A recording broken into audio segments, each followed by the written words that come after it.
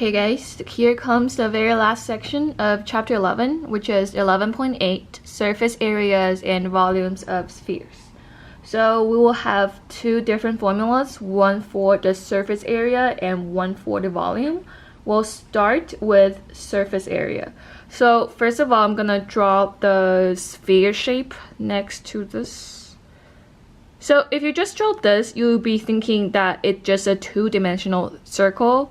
However, if we try to draw the center part of it, so imagine this is actually three-dimensional, and inside here is our very important stuff of any circle or sphere, which is the radius. So R represents the radius, and the formula for surface area is that S would equal to 4 pi r squared. So pi r squared is just any regular area formula, and then if you multiply that by 4, it'll give you the surface area, which is the entire surface of the sphere here. And we'll go over one example of surface area, and then I'll do the volume. So let me just erase what's on the top. So example 1, I'll leave the formula down here, and let's say here the radius, instead of r, you put it's 8 inches. So radius is 8 inches.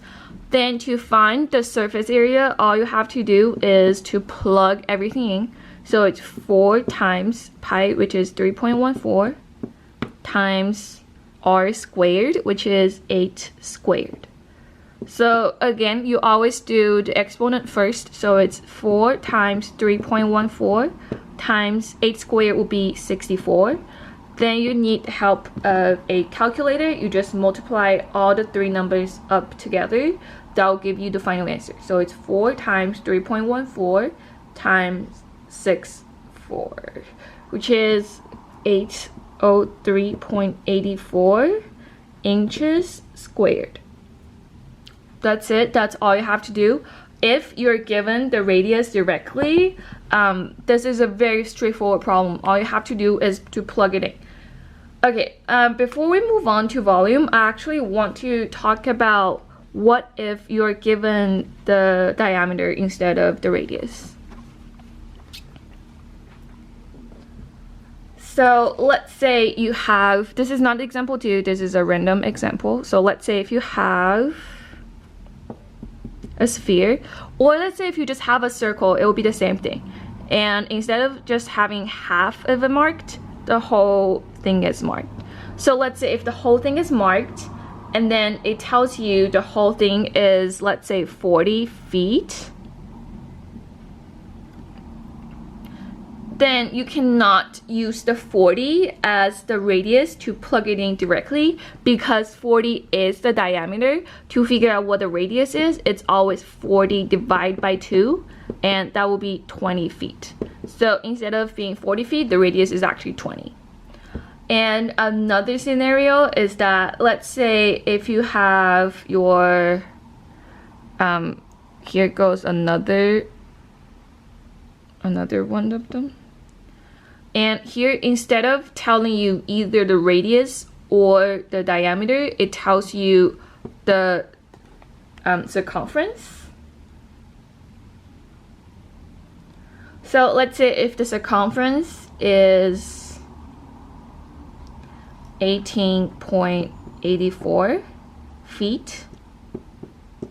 So circumference is not the area, circumference is the outside, the outlining of the circle. So the circumference formula would be, circumference is 2 pi r. Then you need to plug it in, which will be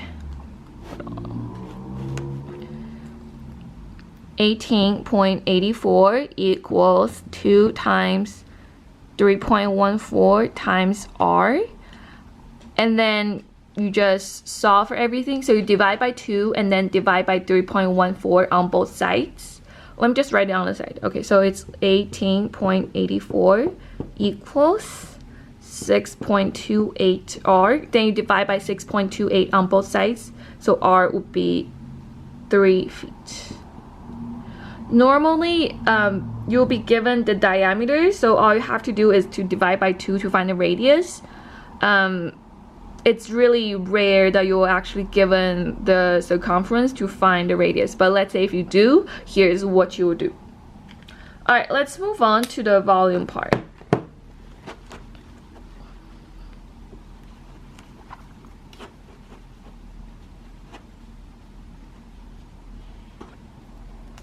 Okay, the volume would be 4/3 pi r cubed. So keep in mind, now it's not pi r squared anymore because the shape is three-dimensional and we're finding the volume. It will be cubed, so it's a 3 on the top. And again, I'm gonna, here we can just start with the example 2 here. It'll be easier that way. All right, here you have your three-dimensional shape. And that's your radius. So here it tells you the radius is, let's say, 2 inches. Alright, so all you have to do is to plug it in. So V equals 4/3 times 3.14 times 2 cubed. Here you might have some question about how do you do 4/3, but let's do the 2 to power of 3 first. So it's 4/3 times 3.14 times 8. Now let's just try to keep that. So it's 4/3 times 3.14 times 8. Which is 25.12. Now, whenever you have a fraction to multiply with a number, you basically would multiply 25.12 with 4 and then divide by 3. So in your calculator, it'll look like you're doing 25.12 multiply with 4 and then divide by 3. And that will give you the final answer of the volume. So it'll be 33.49 inches cubed. Same thing, because here is 4/3, so you multiply with 4, divide by 3, and let's say when you have 1/3, it's the same thing as if you multiply with 1 and divide by 3. So that's how you will do with all the fractions. It will always work, just keep in mind of that. Alright, that's the end of the chapter. I'll see you guys next time. Bye.